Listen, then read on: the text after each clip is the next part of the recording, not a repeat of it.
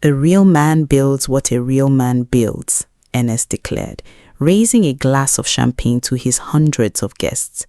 His new younger bride Diana beamed beside him as photographers flashed their cameras outside the 3-story estate.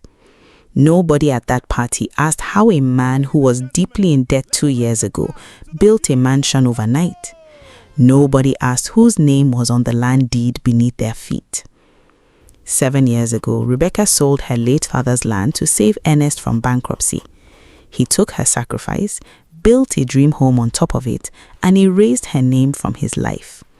But Ernest didn't know that miles away, another wedding was being planned, and this time she wasn't funding someone else's dream. She was marrying the owner. Welcome to Payoff Stories, where every sacrifice finds its reward.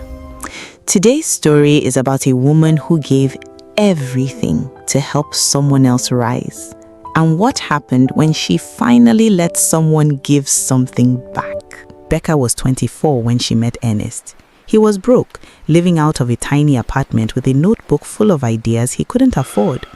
Her father had left her one thing before he died, a plot of land on the edge of town. When Ernest's first business collapsed under crippling debt, Rebecca didn't walk away. She sold the land, handed him the cash.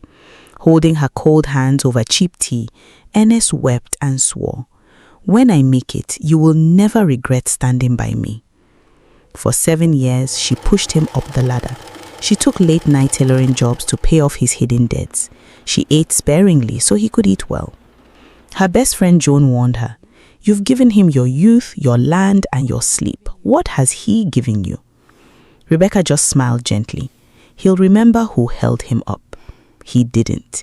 Success changed Ernest fast. First came the tailored suit, then came the short temper. When Rebecca questioned why he was coming home at midnight, he snapped, "I run a business now. Stop suffocating me like I'm a child." Then came the rumor that broke her world. Ernest wasn't working late. He was taking a younger woman named Diana to a high-end networking event, introducing her as his partner. When Rebecca confronted him, her hands shook but her voice was steady. 7 years, Ernest. My father's land. Every debt I cleared for you. Is this how you repay me?" Ernest looked at her, not with guilt, but with utter disgust. "Did I beg you to sell your land? You did that because you wanted to. Don't act like I owe you my life." Days later, she learned through a relative that Ernest had already poured the foundation for a luxury home, a home designed specifically for Diana. Rebecca didn't scream. The realization hit her with icy clarity. She hadn't been his partner, she had been his stepping stone. Rebecca packed 2 small bags and left. The only thing she kept in her bag was the faded original land deed from her father. Not to remember Ernest, but to remind herself that she once owned something of her own. She moved to a small neighboring town and took a job managing a fabric store for an old merchant named George. Her work ethic was unmatched. Within 18 months, her tailoring skills allowed her to open her own custom shop.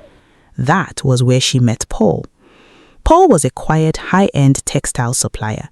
He didn't make grand, sweeping promises. He just showed up. He brought her tea when she worked late. He remembered her orders down to the last yard. He respected her mind, her talent, and her space. One evening, watching her organize fabric, Paul said softly, "You work like someone who builds to last." "I used to build for the wrong person," Rebecca admitted. Paul looked her dead in the eye. "Then build with me. I don't build over people, I build beside them." 2 years later, Rebecca's boutique had become a massive regional success. A national magazine ran a full-page feature on her business. The headline read, "From sacrificing everything to owning it all." In the interview, she was asked about her past. Her quote went viral. "I once gave everything to help someone build an empire only to be written out of the story. Now, I build empires where my name is on the front door." Ernest read that article sitting alone in the quiet kitchen of his giant house. His marriage to Diana was already falling apart under financial stress and ego. He stared at Rebecca's picture, radiant, elegant, and thriving. And below her picture were 4 words that hit him like a physical blow: engaged to Paul Harry. The night before her wedding, Paul didn't throw a lavish media-focused party. He took Rebecca out to a quiet plot of land overlooking the hills and handed her a wooden box. Inside was a brand new deed for a sprawling estate with 2 names printed across the top in bold ink: Paul Harry and Rebecca Smart. "I will never build anything in this life unless your name is right next to mine," Paul promised.